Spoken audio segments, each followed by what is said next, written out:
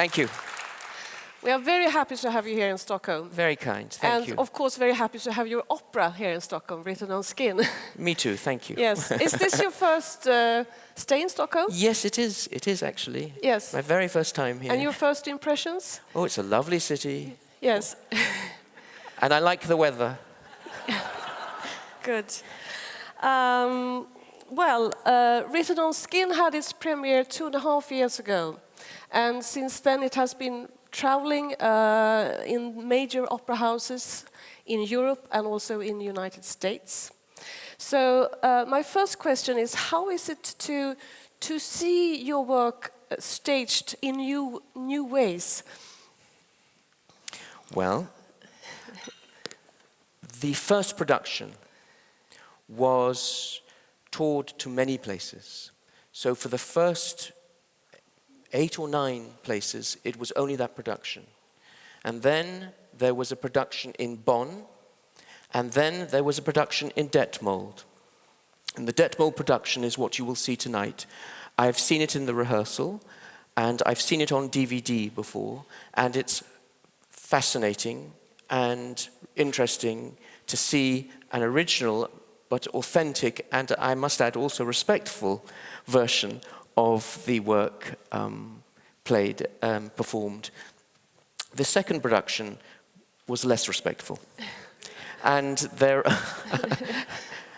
are sometimes, as a composer, many of my colleagues will tell you that it's possible that the directors will have very little interest in what is actually in the text itself or what the composer would like.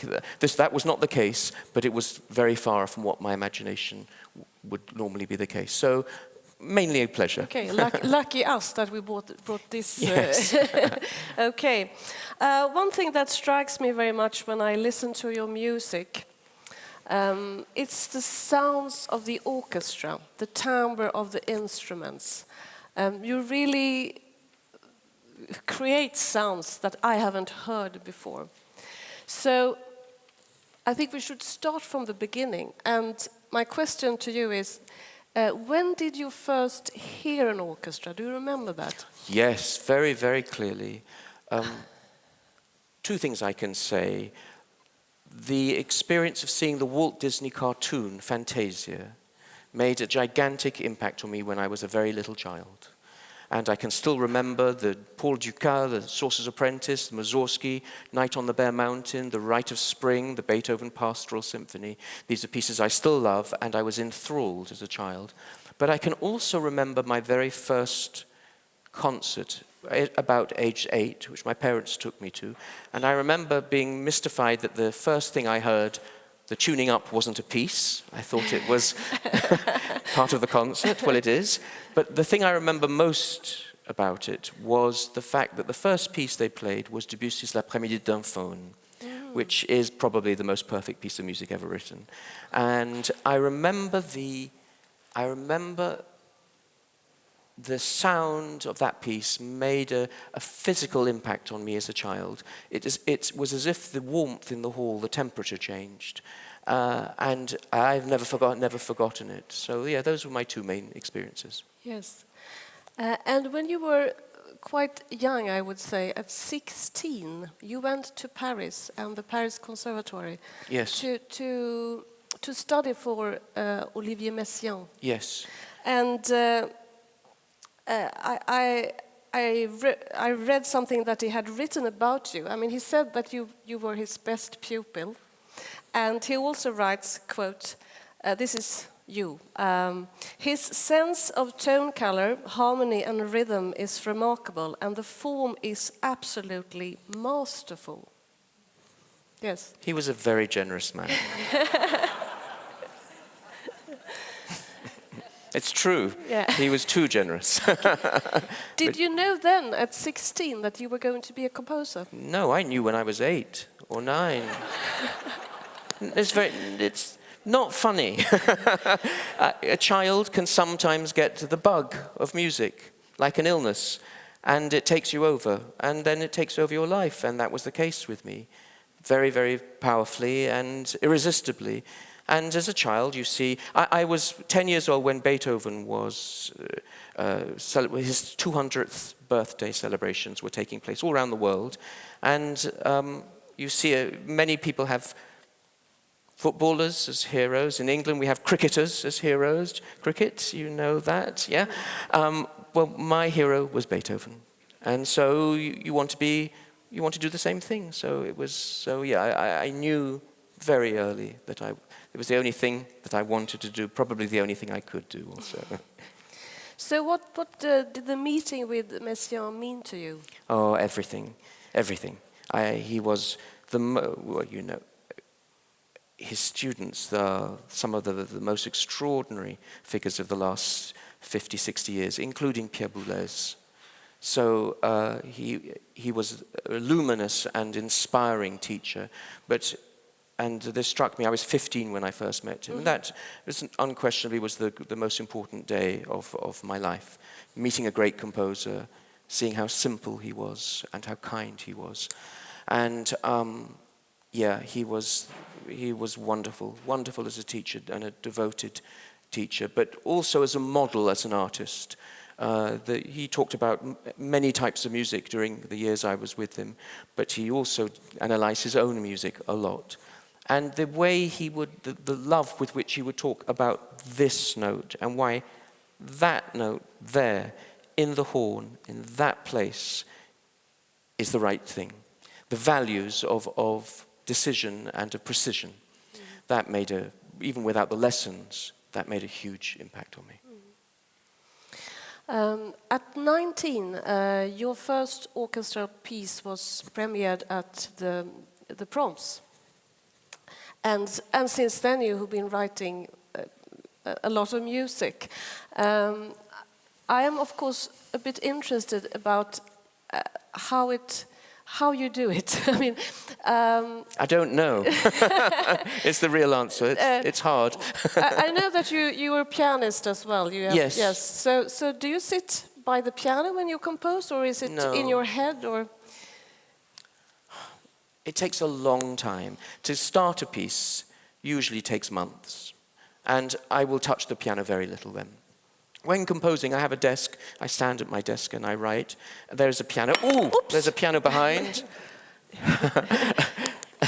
Thank heavens it was empty. And we have glasses, but no water. Yeah, and I think, you see, a piece of music is of course its sound, but it's also form and it's also time, and the element of form, the element of structure is complex, and the way that elements relate to each other and how you control the diversity within a piece and yet unify them, and the tone you give a piece which relates to the instrumentation, the harmony, the harmonic rhythm, the orchestration, melody, everything.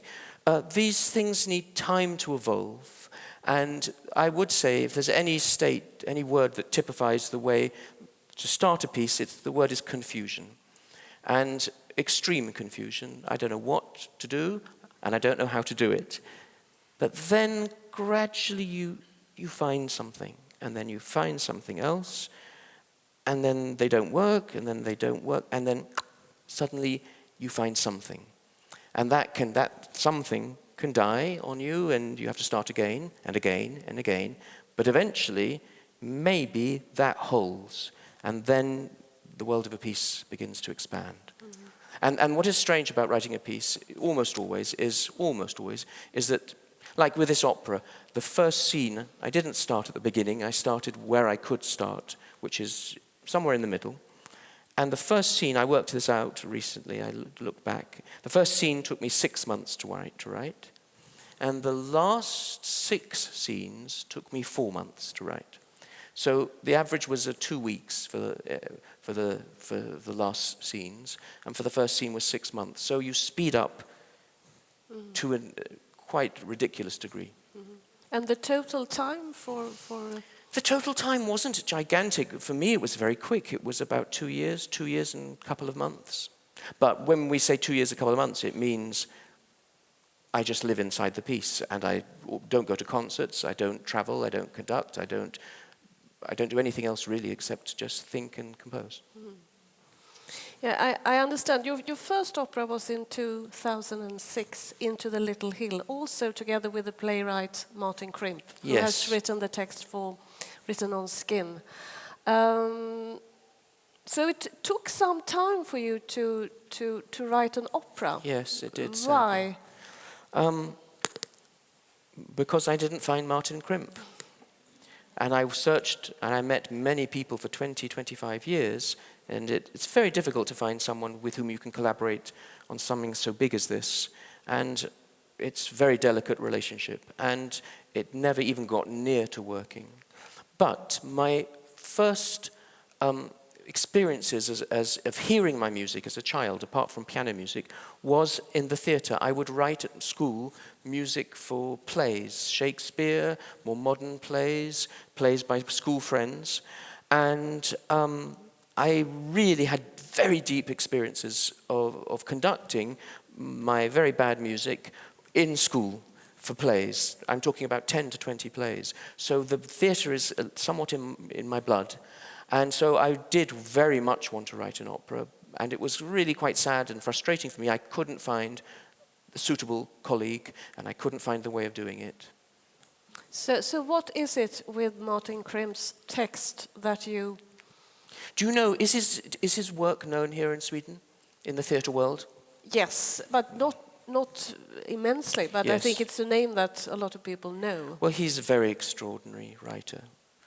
Very extraordinary. There's many things I love. Firstly, there's a great sense of architecture and an absolutely ruthless sense of precision in the use of words. Every single word, even the tiniest words, has a rhythm and a logic. Every single one, like atoms in a molecule. So there's that, but beneath that, there's roaring emotion. Also, he is a very, very fine musician. I mean, a really fine pianist himself. He loves music very deeply. That's why he works with me, because he likes the idea of someone writing music with him. And he's also, fortunately, an artist of quite incomparable integrity and generosity. Every word he writes for me, and the texts he writes for me, they're not done in a couple of weeks. He spends a year writing them, when he could be writing a play. So it means very much to me. But the generous thing is that he doesn't change his style, but he writes, he thinks of everything that can help me to write music. So probably in every conversation, I fear that there's a little bell behind him when I say something that he will remember. And so without saying anything, he will put something into his text to make music come. So it's really like an arrow aimed at me, every word. So when you collaborate, does he change the text, or is it sort of... Very little. Yeah. Firstly, he doesn't present me a sketch. He presents me something very, very finished and precise. Also, I respect the texts he gives me. I try to represent them in the music I write in the very, very best way I possibly can. That's the point of doing this. So I almost never ask him to change a single word. There may be occasional words that for some personal reason I don't like, an expression I don't like, and I'll be frank with that. I do cut words if the musical momentum or the form of the music requires. At the end of this opera, the Agnes, the main woman character, has an aria before she kills herself, in fact. And it's meant to be, in some ways, the climax of the piece. And I wanted it to be set in a broad, for her vocal writing, and expansive way. And that means, simply through clock time, the words go quite slowly. And there were about 50 lines given to her, maybe 30, 40, 50 lines, and they were really nice words. But by the time I was through 15 of them, I realized, or even before, that if I set it in the same way, it will go on for 18 minutes, and that will destroy the piece. It can't survive that. So I think by then he was telling me, just cut anything. But this is a big decision, because it meant cutting maybe the best words of the whole thing. They really were beautiful, and I had to cut it down by 60%. So I wrote to Martin, do you mind? And he said, as always, I don't care, do what you like. And I said, but Martin, these are your most beautiful words. all the more reason. The more beautiful the words, the more you should cut them. Well, it's very interesting to hear that you, when you were at school and very young, wrote music to your friend's plays and to plays that the school produced. I mean, I understand that when I hear the music, because you are such a good dramatist, music dramatist. You can really tell a drama with music. But I would imagine that when you are going to translate words or a drama into music, does opera demand something? What does opera demand from your music that's different from an abstract orchestra piece? Several things. One wonderful thing, though an enormous challenge, is the scale. To write a piece, this is 90 minutes, an hour and a half. For me, who doesn't usually write long pieces, that is tremendous challenge, but also to create, as opposed to a lake, to create a small ocean. That is, when you're in the middle of it, there's something beautiful to think that you can state something and then the audience can forget it for 1 hour, 10 minutes, and then when it comes back, there's something very special about dealing with time so big. But beyond that, you very kindly mentioned the orchestra, and I did everything I could to make the sound of the piece as varied but also unified as possible, and I did try to keep the drama and the tension going, that until the last moment something new is coming to the ear all the time, until the last moment, so that in a way you can't relax, that you're constantly having new things thrown at you. But my priority is not the orchestra. My priority is the singing, the voice. The voice is the heart of opera. The human voice is a miracle. We sing because we have something very deep to express. And even though I love Wagner and I love Strauss and late 19th century opera very deeply, I don't agree. I don't think that the orchestra is the main thing, except on occasions. But in the whole, the sound of this piece is quite soft. The orchestra is often very delicate, so that the singers can be heard, and the singers don't have to shout, and they don't have to sing so loud. When they sing so loud, the sound is not as good, and they do vibrato, and that means you can't hear what the notes are, and that's a problem. So the voice is the focal point. It's true, because you can hear every word, I think, in the text. There are moments when the music has to go like this. Yes. And like a wave, cover the voices. But it's not often. Yeah. There are three main roles, Agnes, the protector, and the boy. And it's a soprano and a baritone and a countertenor for the boy. Yes. Why did you choose a countertenor? Firstly, the sound of countertenors today is amazing. All over Europe and beyond. There are these concerts, they're making lots of them at the moment. And their sound and their qualities is wonderful. Plus, there is a love scene at the end of the first part of the work. And it was more interesting for me musically, and I'd say harmonically, to entwine two voices within the same register and not have the more conventional octave relationship between a soprano and a tenor. So I found that it's problematic, but I found it more interesting as well. In the orchestra, you have a couple of instruments that's not usual. You have a viola da gamba and a veraphone, which is you play on glasses. Yes, you know. glass harmonica is another word, yes. Yes. I studied a lot of Martin, both that we did, of medieval illumination while writing this piece, and actually not the French variety. There's a Spanish tradition, very little known, of 8th and 9th century illumination in Spain, in the monasteries in Spain, which is the most extraordinary original thing I've almost ever seen. And the colors are extraordinary. And in a work about illumination, which is at the heart of the story, that was an inspiration for me to try and represent in sound this art, which is highly formalized, very architectural, and yet fantastic in the relationship between colors.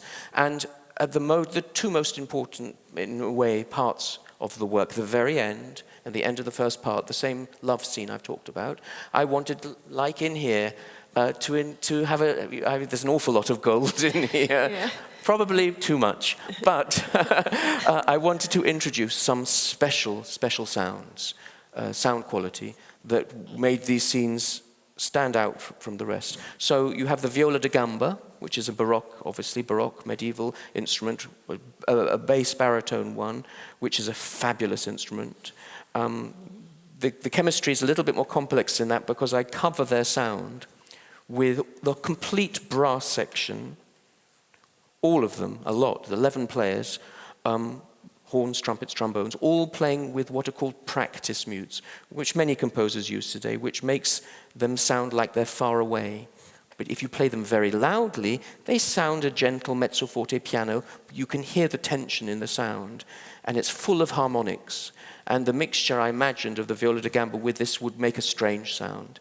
And the glass harmonica is a gorgeous instrument. I discovered this 10 years ago, but I had waited for this piece to write for it, where you with water and glasses, you make, well, sometimes the guy playing it tonight is very gifted. He has to play 10-note chords, so many hands, many fingers are going around in different directions. Yeah. Yeah, yes, I think the scene that you are describing is one of my favorites, actually, because in the text, Martin Krimp has written miniatures. Yes. First miniature, second miniature, and third miniature, and they are pictures described in words, very poetic. And the second miniature is a description of the sky in winter, and at the same time, it's a description of Agnes lying in her bed. Mm. And that's when you really hear the viola da gamba and this. It's when she plays for the first time. Yes, exactly.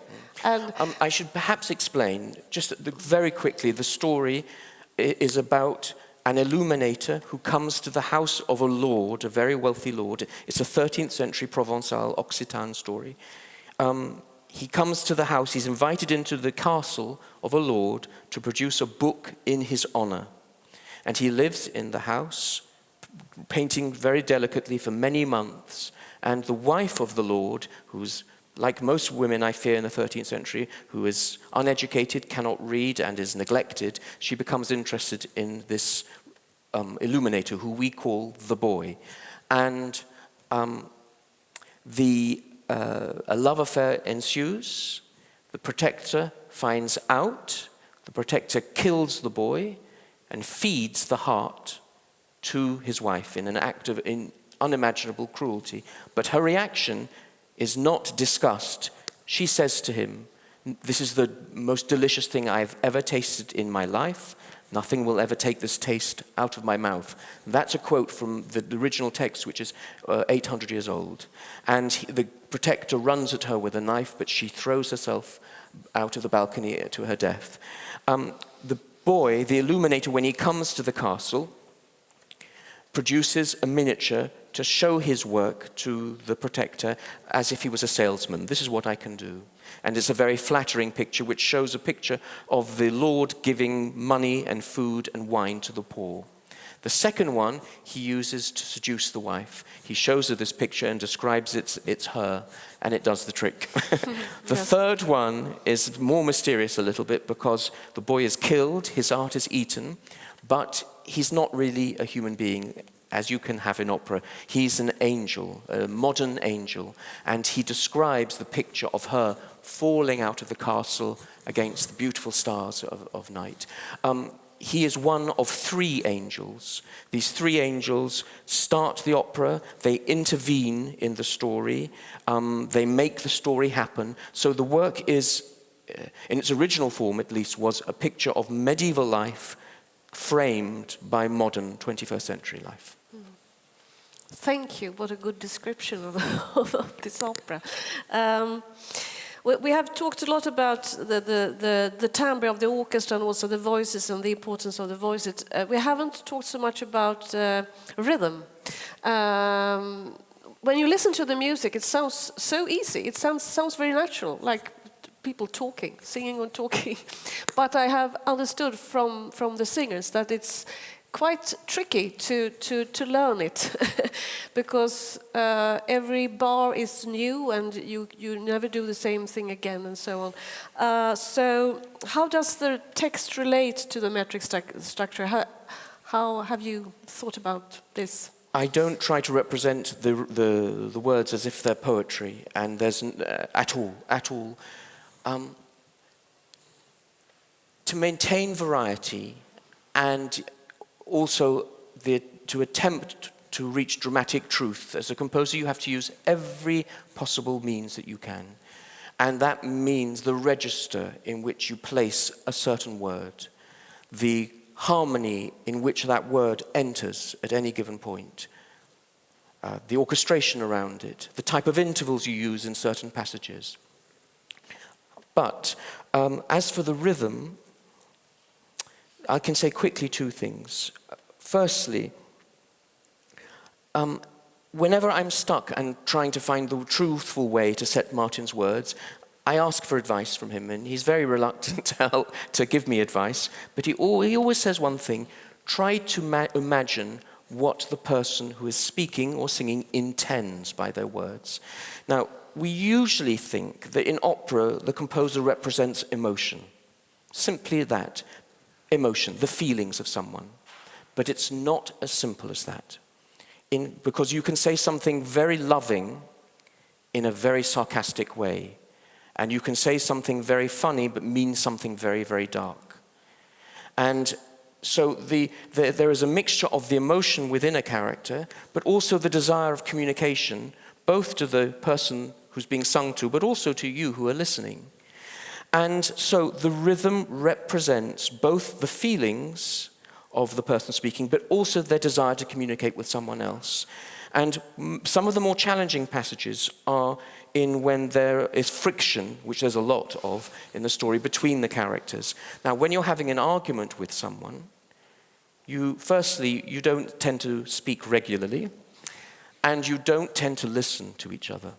And often the sign of friction between people is an inability to hear each other and an inability to understand each other. To represent that musically, I have to keep the two characters, the two voices, apart to represent that almost metaphorically. And that means they have to be singing in different rhythmical styles, often suggesting through their lines very simple, but all the same, different harmonic worlds to show the fact that they are apart.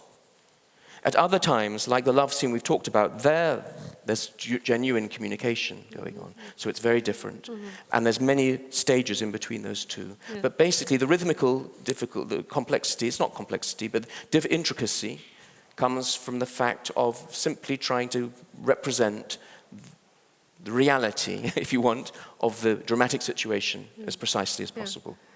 That's perhaps why it sounds so natural. I don't know. One thing that's not natural in the text is that Martin Krimpe, he sometimes he lets the persons talk about themselves in third person. Yes. So, for instance, when Agnes is talking about her sister, she doesn't say, "Where is my sister?" She says, "Where is my sister?" says Agnes. So, and that does things with the music as well. Well, not all the time, but sometimes. Not all the time. It's an artificial technique of enormous simplicity, which firstly creates some very weird poetry from time to time. When Agnes and the boy meet for the first time and he's painting, there's a lot of use of she says, he says the boy, says the woman, and there's meant to be an erotic atmosphere, and it makes it much stranger. But it has another purpose as well, and it says to the audience, this is artificial. We are telling you a story. This isn't Hollywood. We're not trying to be real. This isn't real medieval Provence. It acknowledges the artificiality and strangeness of the operatic medium. And our hope was that within a couple of minutes, once we've, as it were, been... You see, we live in the era of the movies, and the movies have taken, with their music and their special effects and everything, they've taken the myths seemingly away from the opera house. And that's a shame. But it's one of the blockages that stopped me writing opera was how to confront this problem. And what Martin has given me is a very simple one of any possible solutions, which is that we simply, in a delicate way, say to the audience, look, this is artificial, they're pretending to be people, then forget it. And the hope is that you simply forget the problem that there's an orchestra and a conductor and it's a very strange environment, potentially for the 21st century, and then you were perhaps more, paradoxically, more open than if it was pretending to be real. That's the idea. Yeah. I know that you are writing a third opera now, together with Martin Krimp. I wonder, with your experience now, you have been writing 2 operas. So has your ways of thinking about this changed, or with the experience of the pieces that you have written, will you write in another way now, or will you? We will see. I haven't started the music yet, no. And it will certainly be different. There's one thing I can't bear, which is to repeat.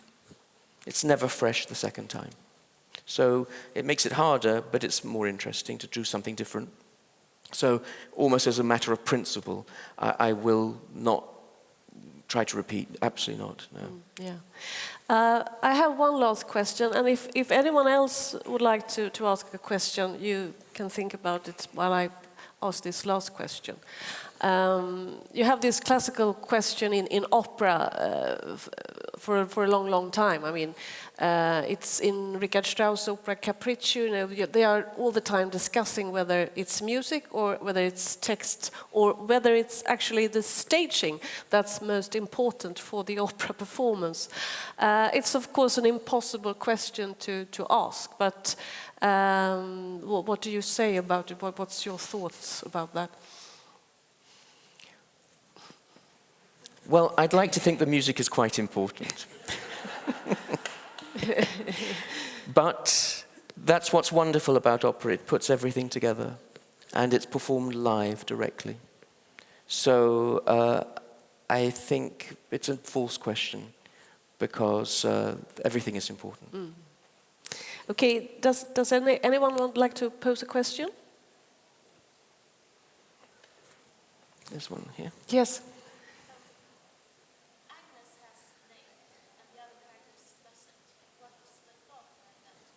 Do you want to say it in English? Yes, Agnes has a name, but she's the only character with a name. Why? It's true, she's the only important character with a name, but in fact the 2 other angels, apart from the boy, briefly become other characters. There is John, who is the husband of Marie, who is the sister of Agnes, and they are named. I can't remember, but all I can say is that when she says her name for the very first time, it's a very, very important moment. It's symbolic of the beginning of her journey to becoming free and an independent, full person. Maybe the name was saved for that. Also, the protector is in a way an archetype. He is very much a human being, I hope, but at the same time he's a symbol of authority and eventually a symbol of great cruelty. And the boy is, well, that is his name. He is a sort of mythical and also symbolic, but also mythical figure. She is she's the one who has the real human trajectory. I suppose that's what I remember anyway. Yes. Okay, thank you very much, Pleasure. Thank George. you. And we are very much looking forward to hearing more music by you in Stockholm. Thank you so much. Hopefully soon. Thank you. Thank you.